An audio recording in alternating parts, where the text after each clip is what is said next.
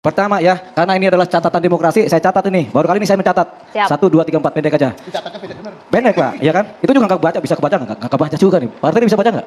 Enggak ya. Boleh langsung Oke, ke poinnya, langsung Bang ya. Pak. Saya adalah pembela dari Bapak Kapolri dan Bapak Kapolri. Jadi jangan sampai ada orang yang ingin menjatuhkan Kapolri Wakapolri. Karena mereka orang baik ya. Biarkan mereka bekerja. Baik DPR, jangan juga singgung-singgung lah. Saya tahu isinya di dalam. Oke, jadi udah. Pokoknya Kapolri Wakapolri kerja benar. Amin. Ya kan? Yang kedua, ini kita lagi lihat-lihat acara TV One sekarang catatan demokrasi yang keluar kok Teletubbies. Di sini kan?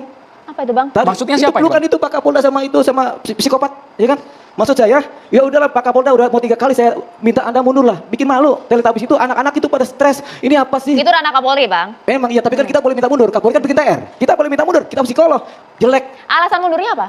Ini psikologis. Anak-anak ngelihat itu gimana kalau Anda punya anak ngelihat dia lagi pelukan dengan psikopat. Coba kan semua anak tahu. Kapolda juga dibohongi Bang katanya. Bukan, enggak, Kapolda bodoh aja kenapa mau dibohongin? Bodoh. Turun aja Pak Kapolda. Kita di sini menggunakan diskusi dengan etika, Bang. Boleh dijaga dengan, dong perkataannya? kita jaga, kita aktivis, susah Bapak suruh pakai etika. Kita kan nggak makan uang negara sama sekali. Ya kan? Bebas aja kita bicara, kenapa saya dulu? Ada etika jurnalistik, Bang, Oke, di sini, Bang. ya itu kan Iya. jurnalistik, saya aktivis beda. Oke. Ya kan? Lanjutkan, Lanjut Bang. kepada Kak Seto. Kak Seto, ngapain Kak Seto ngurusin anaknya Pak Ferry Sambo? Anak di jalanan banyak Pak, di pinggir jalan, di Blok M, di Depok, di mana tuh? Di Cilincing lebih banyak lagi tuh anak telantar. Ngapain Bapak capek-capek ketemu Ferry Sambo untuk bilang anaknya dijaga? Buat apa Pak? Pak, jangan bikin malu psikologi UI Pak. Saya psikologi UI Pak. Malu saya Pak. Anaknya mendapatkan perundungan. Ya, anak di jalanan lebih banyak kerudungan. Anak Bapak dirundung nggak? Kan banyak. Di Cilincing itu paling banyak anak dirundung. Sampai ngomongnya ngawur kalau ngomong tuh. Ya, itu mending dia belain sana. Ngapain dia belain sana? Ferry Sambo kan udah kaya, ada keluarga besarnya. Dijaga keluarga besarnya. Ngapain kasih tau pansos-pansos di situ bikin malu saya aja?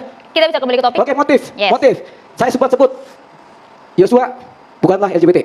1. Sama lagi. Eliezer bukanlah LGBT. 2. Kemudian ketiga, Ferry Sambo adalah biseksual. 3. Saya klaim itu. Yang keempat adalah motif sebenarnya adalah karena si Kuat ini orang sipil tapi pengen berkuasa di polisi. Dia si Pak Kuat Ma'ruf. Dia ini kan selalu berantem sama si Yosua karena dia pengen dianggap oleh Sambo sebagai orang yang pertama-tama menjaga Sambo. Sehingga timbullah propaganda dari si Kuat. Dia bikin cerita tentang si Yosua ini jelek-jelek di kamar Sambo. Kan dia bikin propaganda ke Sambo karena Sambo psikopat, dia terima telepon marah dia. Informasinya Anda dapat dari siapa, Baradae? Tenang aja, saya kan psikolog. Iya kan? Udah di situ aja dulu. Oke, boleh dilanjutkan dulu. Kita Ya dengar. udah motifnya di situ aja. Yang penting Pak Kapolda mundur, Kak Seto ngurusin orang-orang Cilincing atau enggak apa anak-anak yang lebih banyak ngapain ngurusin sana? Bang Diolipa, berarti Ya. pernyataan pengakuan dari Baradae dari Magelang ke Jakarta semua sudah diterangkan kepada Diolipa Yumara. Ya sudahlah. Buat apa saya berdoa sama Tuhan?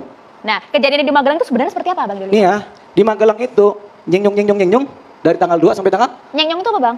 ya ada jalan-jalannya dong ke Jogja, ke Oke. mall, saya kasih kode. Yang ke mall Jogja aja nggak ada yang tahu, saya tahu kok mereka ke mall di Jogja terus balik lagi ke Magelang, iya kan? Iya kan? Terus bagaimana Kuat kemudian karena dia gengsinya, karena dia merasa dia paling kuat, namanya juga Kuat, kalau diredakan sama Yosua kan nggak mau dia.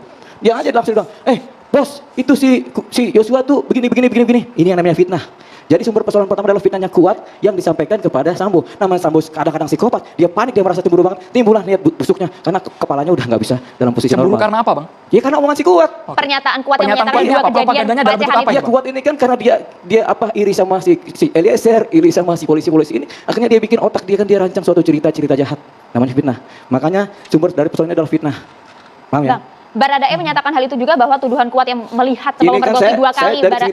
Ini kan cerita, analisa saya kan dari cerita-cerita ini kan. Dari satu cerita aja saya bisa dapat satu sudut pandang.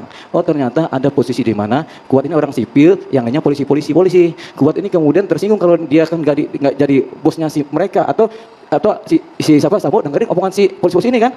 Dia maunya kan nomor 1, tapi dia sipil, dia bawaan orang lama, dia nggak mau kalah. Ya kan akhirnya apa? Dia bikin propaganda, fitnah. Dia ceritalah ke Sambo. Ya, Ceritanya oke, begitu. kita sudah tangkap itu, Bang. Oke, sudah tangkap. Soal konsorsium bagaimana? Konsorsium? Ya ada. Tapi Kan hoax sudah dipastikan oleh kata siapa? Kadifumas. Konsorsium apa? Kadifumas Polri? Iya kan dia nggak tahu. Orang kadang-kadang kan jadi bos polisi juga kadang duduk di meja terus bengong. Nggak tahu lapangan. Ini Kadifumas loh yang ngomong. Iya Bang. kan boleh aja kan. Data Anda kuat di Kapolri sini. ngomong juga nggak ada persoalan. Tapi kan saya bilang Kapolri karena saya tahu mana yang baik, mana yang buruk saya tahu. Jadi artinya ini yang bohong Anda atau Kadifumas Polri? Saya nggak pernah bohong. Emang pernah saya bohong?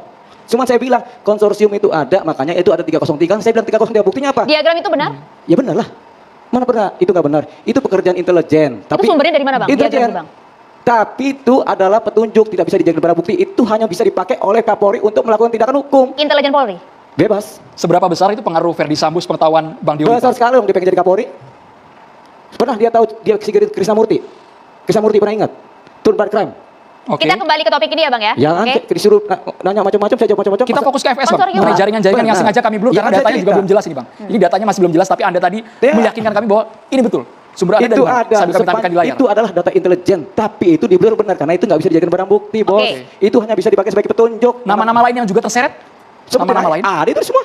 Oke. Cuman itu adalah petunjuk. Sedikit Pak nambahin, Susno, ya. sedikit nambahin. Data intelijen, jadi semua informasi yang masuk ke polisi itu adalah intelijen, informasi intelijen kan. Ya. Soalnya nilainya ada yang A1 itu sumbernya Betul. benar, isinya benar. Ada yang B1 sumbernya agak enggak dipercaya tapi isinya benar. Betul. Yang paling enggak dipercaya kalau sudah C sekian gitu. Rumor namanya itu kan. Rumor namanya. Tapi apapun itu bermanfaat bagi Polri, bermanfaat juga bagi penyelenggara negara ini, termasuk bermanfaat juga bagi DPR. Tapi tidak langsung kita percaya, apalagi pro justisia. Ya. Nah, hasil pelacakan dari Polri kan sudah dilacakan karena itu belum bisa dipercaya, sumbernya belum Belum ada. bisa dipercaya, tapi saksinya sudah belum terlanjur ada. membuat gaduh, Pak Susno. Lah, siapa yang buat gaduh kan lagi dilacak oleh Polri Ya. kan siapa? Kita coba tanya juga ke DPR nih yang kemarin sempat membuka juga diagram itu pada saat rapat dengar pendapat. Bang Terry. Sesaat lagi, Bang Terry, kita harus jeda dulu hanya di catatan Biar demokrasi. lebih utuh, Mohon Bang. maaf, Bang Terry.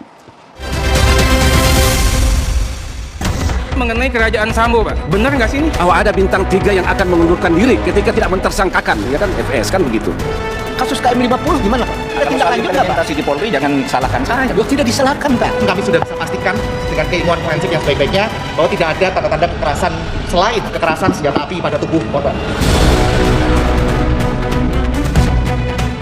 Kita langsung ke Bang Artia Dahlan menyambut pertanyaan tadi Bang. Anda sempat membuka juga diagram konsorsium Sambo yang kemudian ramai juga di media sosial di rapat dengar pendapat. Apa yang kemudian bisa dirangkum dari rapat kemarin Bang? Ya, saya juga klarifikasi. Yang saya buka itu, saya ingin mempertanyakan kepada Prof. Mahfud. Ya, Karena yang untuk Polhukam. disampaikan Prof. Mahfud itu mendekati kebenaran, berkelanjutan, sahih, dan menjadi faktual setiap beliau bicara. Tapi ada beberapa yang belum terkonfirmasi dengan baik. Prof. sempat mengatakan ada kekaisaran Sambo yang punya kekuasaan, ada mabes di dalam mabes, Raja seperti kecil. sub mabes dan sebagainya. Makanya saya tanyakan, untuk yang ini sahih tidak? Benar nggak ini? Tapi kan beliau juga mengatakan tidak maulah mengklarifikasi. Begitu juga mengenai apakah akan ada tersangka baru setelah Ibu Putri. Kan beliau mengatakan lagi tuh. Nah, beliau juga mengatakan, saya juga, ya inilah, terkoreksi semua.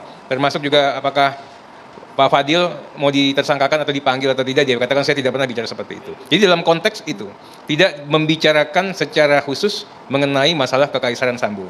Komisi 3, sesuai dengan janjinya, ya, pada masa sidang ini baru 3 hari Pak Kamarudin. Ya. Kita baru 3 hari, kita langsung kerja ini dalam 3 hari. Ya. Kemarin kita panggil Kompolnas, Komnas HAM sama LPSK untuk menghimpun data ya.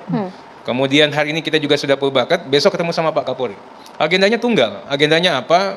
Untuk melihat bagaimana penanganan penyelesaian terbunuhnya Brigadir J versinya Polri. Khusus tuh versinya Polri. Hasil data yang kemarin LPSK, Kompolnas dan juga Menko Polhukam? Ya, secara umum saya katakan, ini semua, ya mohon maaf ya, jangan mencari popularitas. Kenapa begitu? Siapa Saya yang tuh dimaksud, hobi Bang Terry? bicara angka-angka, ya. Saya bicara angka-angka. Begitu sampai tanggal 25, ini semuanya kan Brigadir Yosua itu seperti yang skenarionya Pak Sambo lah.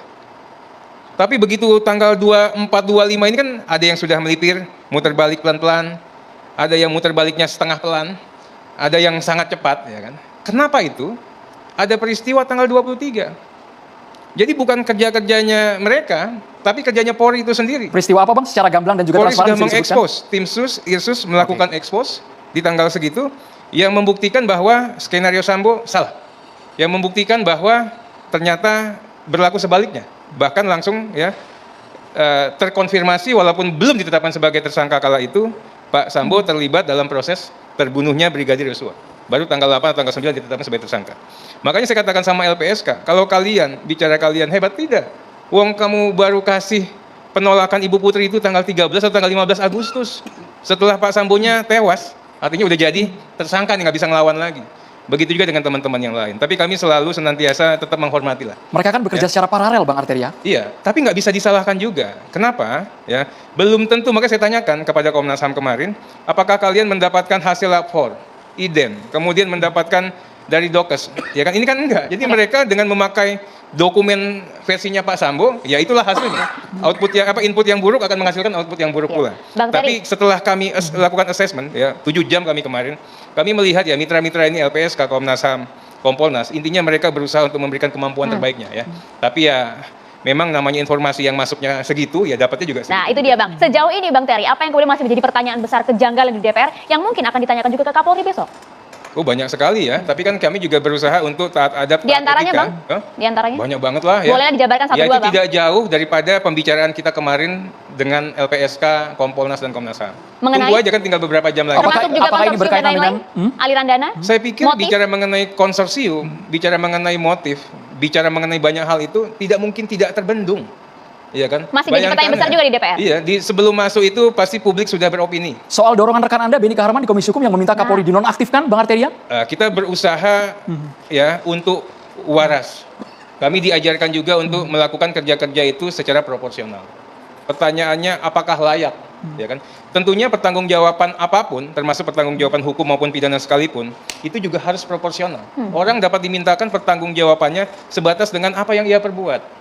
Sampai sejauh ini Komisi 3 melihat Pak Kapolri sudah memperlihatkan nawaitunya, kesungguhannya. Oh, Pak Kapolri kena prank sebagai pimpinan Polri tertinggi, dia harusnya nggak bisa.